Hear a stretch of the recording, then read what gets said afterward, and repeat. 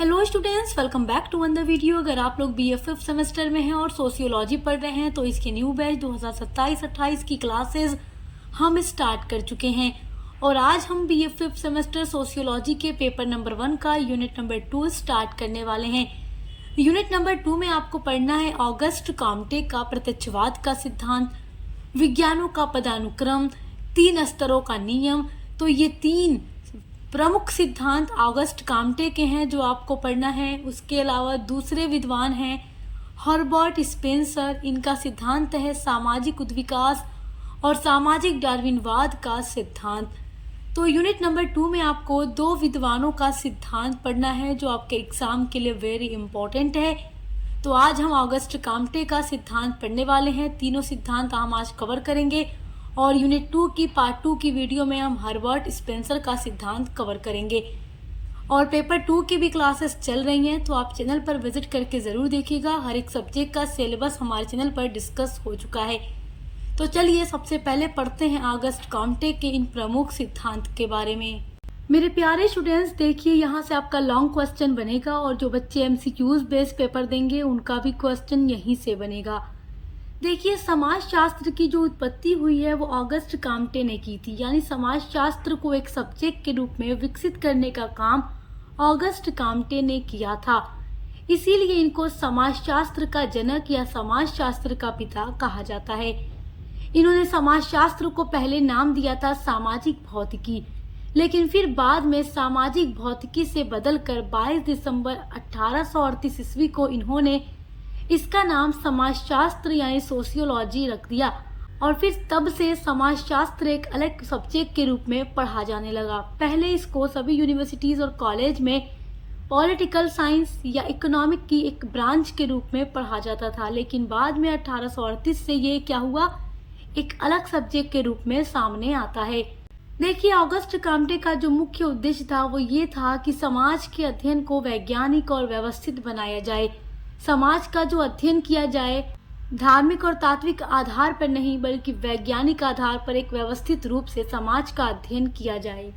उन्होंने समाजशास्त्र को विज्ञान के रूप में विकसित करने के लिए 3 महत्वपूर्ण विचार दिए हैं, 3 महत्वपूर्ण सिद्धांत दिए हैं। पहला है प्रत्यक्षवाद का सिद्धांत, जिसको थ्योरी ऑफ पॉजिटिविज्म कहा जाता है। दूसरा है विज्ञानों के पदानुक्रम का सिद्धांत, यानी कि कौन सा विज्ञान, कौन सा साइंस पहले विकसित हुआ और कौन सा बाद में विकसित हुआ। और तीसरा सिद्धांत है ऑगस्ट कॉम्टे का 3 स्तरों का नियम या 3 अवस्थाओं का नियम, जिसे लॉ ऑफ 3 स्टेजेस कहा जाता है।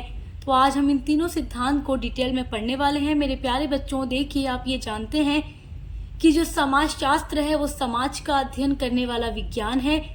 तो पहले समाज में जो भी घटनाएं होती थी उनको धार्मिक आधार पर सोचा जाता था, ना कि वैज्ञानिक आधार पर निष्कर्ष निकाल के। तो ऑगस्ट कॉम्टे का मकसद था कि समाज में होने वाली जो घटनाएं हैं उनको लोग ज्ञान के आधार पर समझें, उनको लोग वैज्ञानिक रूप से समझें।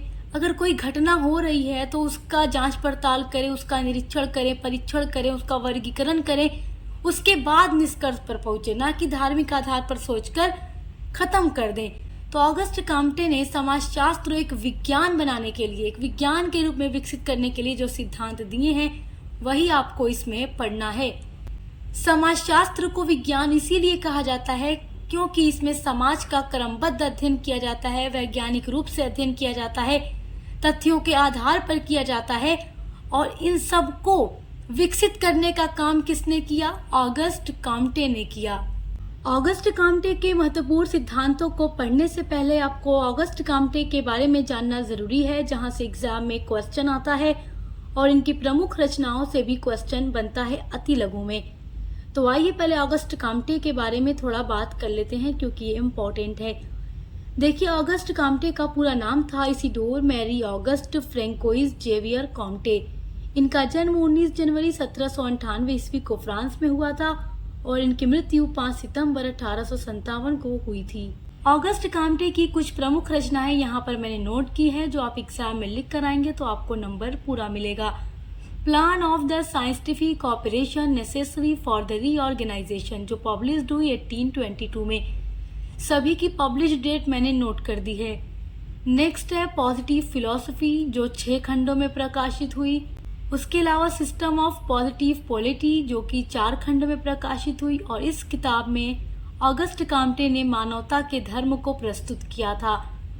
अगली प्रमुख रचना है कैटेकिज्म ऑफ पॉजिटिविज्म, जो पब्लिश्ड हुई 1854 में। उसके बाद है रिलीजियन ऑफ ह्यूमैनिटी, जो पब्लिश्ड हुई 1856 में। उसके बाद है एजुकेशन एंड सोसाइटी, जो ऑगस्ट काम्टे की डेथ के बाद पब्लिश्ड हुई थी। आइए अब पढ़ते हैं ऑगस्ट काम्टे का प्रत्यक्षवाद का सिद्धांत यानी थ्योरी ऑफ पॉजिटिविज्म। देखिए, प्रत्यक्षवाद वह विचार है जिसके अनुसार वास्तविक और विश्वसनीय ज्ञान वही होता है जो तथ्य, अनुभव, निरीक्षण, तुलना और वैज्ञानिक अध्ययन पर आधारित हो। यानी कि देखिए, मैंने आपको बताया कि समाज में पहले अगर कुछ भी हो जाता था तो मनुष्यों की जो बुद्धि थी वो इतनी डेवलप नहीं हुई थी कि वो वैज्ञानिक आधार पर घटना के निष्कर्ष को निकाल सके। जबकि कोई भी घटना हो जाती थी या सोसाइटी में कुछ भी होता था तो तब धर्म का प्रभाव बहुत अधिक था, और कोई भी व्यक्ति कुछ भी सोचता था तो वो धर्म के आधार पर सोचता था। लेकिन ऑगस्ट काम्टे ने जो प्रत्यक्षवाद का सिद्धांत दिया है, इसमें उन्होंने बताया कि कुछ भी अगर पता लगाना है, कोई भी घटना है या सोसाइटी में होने वाली बहुत सी ऐसी चीजें हैं जिनके बारे में अगर पता लगाना है तो वो वही वास्तविक और विश्वसनीय ज्ञान होगा जो तथ्यों के आधार पर किया जाए। यानी कि पहले उन चीज को रिसर्च करने से पहले कुछ फैक्ट, कुछ तथ्य इकट्ठे किए जाएं, उनको जांचा परखा जाए, उनका निरीक्षण किया जाए, उनकी तुलना की जाए एक दूसरे के साथ। उसके बाद जो निष्कर्ष निकले, जो रिजल्ट आए, उस पर बिलीव किया जाए, वो विश्वसनीय है, भरोसे के काबिल है। और इसी को वैज्ञानिक अध्ययन कहा जाता है। जब तथ्य को इकट्ठा किया जाए, जांचा परखा जाए, निरीक्षण किया जाए, तुलना किया जाए, वर्गीकरण किया जाए, उसके बाद रिजल्ट पर विश्वास किया जाए, तो इस प्रोसेस को वैज्ञानिक अध्ययन कहा जाता है। तो ऑगस्ट काम्टे का यही कहना है कि कोई भी ज्ञान तभी विश्वसनीय होता है, भरोसे के लायक होता है, जो वैज्ञानिक अध्ययन के द्वारा प्राप्त किया जाए। ऑगस्ट काम्टे ने अपनी 2 प्रमुख रचनाओं, कोर्स ऑफ पॉजिटिव फिलॉसफी और the system of positive polity, इन 2 किताबों में उन्होंने प्रत्यक्षवाद की अवधारणा को प्रस्तुत किया है। देखिए, ऑगस्ट काम्टे का मानना था कि जिस प्रकार जो भी प्राकृतिक घटनाएं होती हैं उनका अध्ययन विज्ञान के माध्यम से किया जाता है, और जो वैज्ञानिक पद्धति है, जो प्रोसेस है, साइंटिफिक जो मेथड है, उसका यूज करके प्राकृतिक घटनाओं की स्टडी की जाती है, तो ठीक उसी तरीके से समाज और वास्तविक जो घटनाएं हैं समाज में, जो समाज में सामाजिक घटनाएं हो रही हैं, उनका अध्ययन भी धर्म के आधार पर नहीं केवल होना चाहिए, केवल इंसानों की अपनी सोच के आधार पर नहीं होना चाहिए, जबकि उन घटनाओं का अध्ययन किस तरीके से करना चाहिए, वैज्ञानिक तरीके से किया जाना चाहिए। तो जिस वैज्ञानिक तरीके से घटनाओं का अध्ययन किया जाता है अब, उसी को प्रत्यक्षवाद कहा जाता है, यानी कि साइंस के आधार पर। और अब समाजशास्त्र में हम जो कुछ भी स्टडी करते हैं सोसाइटी की, वो क्रमबद्ध तरीके से एक सिस्टमेटिक वे में करते हैं, वैज्ञानिक पद्धति के माध्यम से करते हैं। तो ये क्या है? ये प्रत्यक्षवाद है। ऑगस्ट काम्टे ने ये जो सिद्धांत दिया है ये वही है। देखिए, ऑगस्ट काम्टे कहते हैं कि अगर कोई भी घटना समाज में हो जाती है या समाज में रहते हैं हम हैं तो हमारे साथ बहुत सी घटनाएं होती हैं, समाज में डेली कुछ न कुछ होता रहता है, तो केवल उसको कल्पना, धार्मिक विश्वास या अनुमान के आधार पर नहीं निष्कर्ष निकालना चाहिए, बल्कि होने वाली घटना क्यों हुई है पहले उसको ध्यान से देखना चाहिए। फिर उसका तथ्य जुटाना चाहिए कि अगर ये सोसाइटी में हो रहा है या हो गया तो क्यों हुआ, किस वजह से हुआ, इसके पीछे रीजन क्या है, उसकी समस्याओं को समझना चाहिए, उसको सुलझाने का प्रयास करना चाहिए। और जो घटना हुई है उसकी तुलना अदर किसी भी घटना से की जानी चाहिए जो मिलती जुलती है, उसके कारण को समझना चाहिए। फिर जो निष्कर्ष निकले उसी को कहना चाहिए कि ये क्या है, ये फाइनल रिजल्ट है। तो वो क्या होगा? प्रत्यक्षवाद है। जैसे देखिए, मैं यहाँ पर आपको एक उदाहरण दे रही हूँ। पहले क्या होता था कि अगर बारिश होती थी तो लोग धार्मिक विश्वासों के आधार पर क्या कहते थे कि ईश्वर खुश होता है, देवी देवता खुश होते हैं तो बारिश होती है, जब वो खुश होते हैं तो बारिश होती है। तो यहाँ पर इंसान अपना अनुमान लगा के, कल्पना करके या अपने धार्मिक विश्वास की वजह से ये कह देता है। लेकिन जब ऑगस्ट काम्टे ने अपना सिद्धांत प्रस्तुत किया उसके बाद धीरे धीरे क्या होता है, इंसानों की जो बुद्धि है, जो इंसानों का दिमाग है, उसका विकास होता है। और फिर इंसान ने सोचना समझना शुरू किया कि जो बारिश हो रही है वो इस तरीके से नहीं होती, उसके पीछे भी वजह होती है। और देखिए, जब मनुष्यों ने वैज्ञानिक पद्धति के माध्यम से ये जानने की कोशिश की कि बारिश क्यों होती है, तो उसके बारिश होती क्यों है, कैसे होती है, उसके पीछे कौन से वैज्ञानिक नियम काम करते हैं, तो फिर इसके माध्यम से मनुष्यों ने जानने की कोशिश की तो उन्हें पता चला कि वाष्पीकरण, संघनन, बादल और जल चक्र जैसी वैज्ञानिक प्रक्रियाओं के कारण क्या है, वर्षा होती है, बारिश होती है। तो पहले क्या है, पहले इंसान केवल अपनी कल्पना, धार्मिक विश्वास के आधार पर या अनुमान लगाकर कह देता था, लेकिन जब उसका वैज्ञानिक अध्ययन किया गया तो सही चीज के बारे में पता चलता है। तो ऑगस्ट काम्टे का यही कहना है कि कोई भी चीज अगर समाज में हो रही है तो उसको जानने के लिए वैज्ञानिक पद्धति का यूज करना चाहिए। तो आई होप कि प्रत्यक्षवाद क्या है आप समझ गए होंगे। आइए जानते हैं प्रत्यक्षवाद की क्या क्या विशेषताएं हैं। एग्जाम में लॉन्ग क्वेश्चन में ये पूछता है। प्रत्यक्षवाद की पहली विशेषता है तथ्य पर आधारित ज्ञान। देखिए, ज्ञान को वास्तविक तथ्यों और प्रमाणों पर आधारित होना चाहिए। जो भी ज्ञान प्राप्त किया जा रहा है तो तथ्य क्या है, प्रमाण क्या है, उनके आधार पर ज्ञान प्राप्त होना चाहिए। यही प्रत्यक्षवाद की विशेषता है। प्रत्यक्षवाद की दूसरी विशेषता है निरीक्षण, यानी कि सामाजिक घटनाओं को ध्यानपूर्वक देखना चाहिए, उनका अच्छे तरीके से अध्ययन करना चाहिए और फिर वैज्ञानिक पद्धति के माध्यम से, यानी उनको देखकर, उनका अध्ययन करके, जांच पड़ताल करके, तुलना करके, कारण को समझ के निष्कर्ष निकालना चाहिए। प्रत्यक्षवाद की तीसरी विशेषता है तुलना करके नियमों को समझना, यानी कि अलग अलग समाज या जो समूह है या अलग अलग समय की तुलना करके सामाजिक नियमों को समझा जा सकता है। प्रत्यक्षवाद की चौथी विशेषता है वैज्ञानिक पद्धति। देखिए, जो प्रत्यक्षवाद है ये एक वैज्ञानिक पद्धति है। समाज के अध्ययन में व्यवस्थित और वैज्ञानिक तरीकों का ही प्रयोग करना चाहिए। प्रत्यक्षवाद की पांचवी विशेषता है कारण और परिणाम का अध्ययन करना, यानी कि कोई भी चीज अगर हो रही है, यानी कि काम्टे का ये उद्देश्य था, काम्टे ये जानना चाहते थे कि सामाजिक घटनाएं क्यों होती हैं, तो उसके लिए वैज्ञानिक पद्धति का यूज करो और उनके परिणाम क्या होते हैं उनको भी जानो। तो कोई भी चीज अगर सोसाइटी में हो रही है तो सिर्फ कल्पना करके मत बता दो, बल्कि क्यों हो रही है, इसके पीछे भी कुछ वजह है, उसको भी जानने की कोशिश करो। और जब वजह जान जाओगे तो उसका परिणाम अपने आप पता लग जाएगा, उसका रिजल्ट अपने आप सामने आ जाएगा। प्रत्यक्षवाद की छठी विशेषता है समाजशास्त्र को विज्ञान बनाना। ऑगस्ट काम्टे का उद्देश्य था कि समाजशास्त्र को विज्ञान बनाया जाए और समाज का एक क्रमबद्ध रूप से स्टडी की जाए, तो इसीलिए उन्होंने प्रत्यक्षवाद का सिद्धांत दिया। ऑगस्ट काम्टे चाहते थे कि समाजशास्त्र भी भौतिक विज्ञान और जीव विज्ञान की तरफ वैज्ञानिक विषय बने, और इसे वैज्ञानिक विषय बनाने के लिए इन्होंने बहुत अच्छा सिद्धांत भी प्रस्तुत किया है। ऑगस्ट काम्टे का जो दूसरा सिद्धांत आपके यूनिट में दिया गया है वो है विज्ञानों का पदानुक्रम, जिसको इंग्लिश में हायरार्की ऑफ साइंसेस कहते हैं, यानी कि कौन से साइंस का विकास पहले हुआ और कौन से साइंस का विकास बाद में हुआ। विज्ञानों का पदानुक्रम कहिए, विज्ञानों का संस्तरण कहिए या विज्ञानों का स्तर कहिए, कुछ भी आप कह सकते हैं। देखिए, विज्ञानों का पदानुक्रम का जो सिद्धांत ऑगस्ट काम्टे ने दिया था ये सेंट साइमन के विचारों से प्रभावित था, यानी कि सेंट साइमन के जो विचार थे उससे प्रभावित होकर इन्होंने दिया था। सेंट साइमन जो थे, आप ऑगस्ट काम्टे के मित्र कह सकते हैं इनको। देखिए, ऑगस्ट काम्टे ने विभिन्न विज्ञानों को उनकी सरलता और जटिलता के आधार पर एक निश्चित क्रम में रखा है कि कौन सा विज्ञान पहले आया, कौन सा विज्ञान उसके बाद में, फिर उसके बाद एक क्रम में रखा है ऑगस्ट काम्टे ने।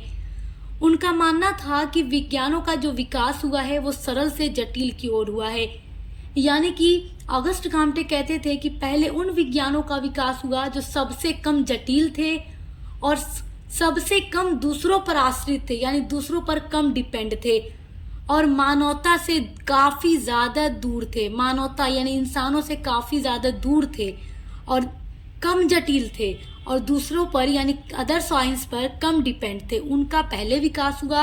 और देखिए, ऑगस्ट काम्टे कहते हैं कि उन विज्ञानों का विकास बाद में हुआ जो सबसे ज्यादा जटिल थे, मानवता से बहुत नजदीक थे और दूसरे विज्ञानों पर ज्यादा डिपेंड थे, उनका विकास बाद में हुआ। तो उन्होंने पूरा पदानुक्रम भी बताया है, पूरा स्तर भी बताया है। ऑगस्ट काम्टे इस तरीके से सेट करते हैं पूरे क्रम में। सबसे पहले गणित का विकास हुआ, उसके बाद खगोल शास्त्र का, फिर भौतिक विज्ञान का, फिर रसायन विज्ञान का, फिर जीव विज्ञान का और फिर समाज शास्त्र का। अब देखिए ऑगस्ट काम्टे क्यों कहते हैं कि गणित का जो विकास है वो पहले हुआ, क्योंकि ये मानवता से बहुत दूर है, इसमें मानव की कोई बात नहीं होती। जबकि समाज शास्त्र में या जीव विज्ञान में इंसानों की बात होती है, मनुष्यों के समाज की बात हम समाज शास्त्र में करते हैं, हर एक संस्था का अध्ययन करते हैं। जीव विज्ञान में हम जीवों के बारे में पूरी स्टडी करते हैं, तो ये मानवता से नज़दीक हैं। और देखिए जो गणित है इसमें मानव की बात नहीं होती। अगर हमें अपने बॉडी का टेम्परेचर मापना है तो देखिए जीव विज्ञान हो गया, तो हम उसमें ये लिखेंगे कि हम मतलब कि बुखार अगर है तो हमारा टेम्परेचर कितना है, तो उसके लिए हमें गणित के अंकों की आवश्यकता पड़ती है, मैथ के नंबर की ज़रूरत पड़ती है, डिजिट की ज़रूरत पड़ती है। तो अब जीव विज्ञान किस पर डिपेंड हो गया? गणित पर हो गया। लेकिन गणित तो जीव विज्ञान पर डिपेंड नहीं है। इसीलिए ऑगस्ट काम्टे ने कहा कि जो मानवता से दूर हैं, कम जटिल हैं, उनका विकास पहले हुआ और अदर साइंस पर कम डिपेंड है। तो पहले गणित का विकास हुआ, फिर खगोल शास्त्र, फिर भौतिक विज्ञान, रसायन विज्ञान, जीव विज्ञान, फिर समाज शास्त्र। क्योंकि समाज शास्त्र मानवता से नज़दीक है, मानव समाज का अध्ययन पूरी तरीके से इसमें मानव के हर एक चीज़ का, मानव के व्यवहार का, समाज का, उसकी संस्था का, उसके परिवार का, हर एक चीज़ का अध्ययन समाज शास्त्र में किया जाता है। इसीलिए ऑगस्ट काम्टे ने समाज शास्त्र को सभी विज्ञानों की महारानी बताया है। और ऑगस्ट काम्टे का ये भी कहना है कि अगर अब किसी विज्ञान का विकास होगा तो वो नीति शास्त्र होगा, क्योंकि ये मनोविज्ञान और नीति शास्त्र का मिश्रण होगा। देखिए ऑगस्ट काम्टे ने समाजशास्त्र को सबसे जटिल विज्ञान माना। उनके अनुसार जो समाजशास्त्र है, जो सोशियोलॉजी है, वो अदर विज्ञान के विकसित ज्ञान का उपयोग करके समाज का वैज्ञानिक अध्ययन करता है। यानी जो समाजशास्त्र है वो अदर साइंस पर डिपेंड भी है, और अदर साइंस में जो भी ज्ञान विकसित हुए हैं, समाजशास्त्र में जब भी समाज का अध्ययन करना होता है, समाज की किसी भी चीज़ का अध्ययन करना होता है, तो समाजशास्त्र को अदर साइंस पर डिपेंड होना पड़ता है। वो अदर साइंस में भी जो चीज़ें मानव के बारे में विकसित हुई होती हैं, उनके हिसाब से वो क्या है, अध्ययन करता है। तो आई होप कि आप ये समझ गए होंगे कि ऑगस्ट काम्टे ने विज्ञानों के पदानुक्रम का सिद्धांत किस तरीके से दिया है, और पहले विज्ञान अगर गणित आया तो क्यों आया, समाजशास्त्र बाद में विकसित हुआ तो क्यों हुआ।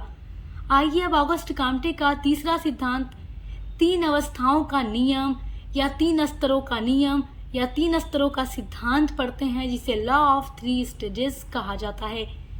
देखिए ऑगस्ट काम्टे ने लॉ ऑफ 3 स्टेजेस का सिद्धांत 1822 ईस्वी में दिया था, और लॉ ऑफ 3 स्टेजेस इस सिद्धांत को अन्य नामों से भी जाना जाता है, जैसे मानव प्रगति का नियम, 3 स्तरीय सिद्धांत और ज्ञान के विकास का नियम।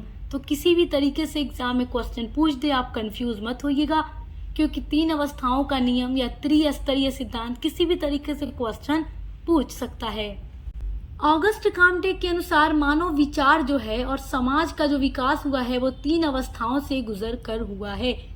देखिए ऑगस्ट काम्टे का मानना था कि जो मानव है प्रारंभ में बुद्धिमान नहीं था, उसकी बुद्धि पहले कम थी आज के अकॉर्डिंग। तो पहले इंसान जो था वो किस तरीके से सोचता था, उसकी बुद्धि का विकास और मानव के विचार करने का जो विकास हुआ वो 3 अवस्थाओं से होकर गुजरा हुआ है। 3 अवस्थाओं से होकर मानव की बुद्धि का विकास हुआ, उसके विचार करने का विकास हुआ, और वो 3 अवस्थाएं हैं, धार्मिक अवस्था, तात्विक अवस्था, प्रत्यक्षवादी या वैज्ञानिक अवस्था। आप इसको धार्मिक स्तर, तात्विक स्तर या प्रत्यक्षवादी स्तर भी कह सकते हैं। तो आइए इनके बारे में अब डिटेल में समझते हैं। देखिए इंसानों के विचार का विकास जो हुआ उसका जो पहला स्तर है वो धार्मिक स्तर बताया है ऑगस्ट काम्टे ने। धार्मिक स्तर या धार्मिक अवस्था आप कुछ भी एग्जाम में लिख सकते हैं। देखिए ऑगस्ट काम्टे के अनुसार प्रारंभ में जो मानव का मस्तिष्क था वो विकसित नहीं था, इंसानों की जो बुद्धि थी वो विकसित नहीं थी, और उस अवस्था का ज्ञान धार्मिक स्वरूप था। इस अवस्था में जो मनुष्य थे वो प्राकृतिक घटनाओं को ईश्वर, देवी देवताओं या अलौकिक शक्तियों से जोड़कर समझता था। यानी कि आरंभिक स्तर में मनुष्य जो भी घटनाएं होती थी उनकी व्याख्या अलौकिक शक्ति के आधार पर करता था।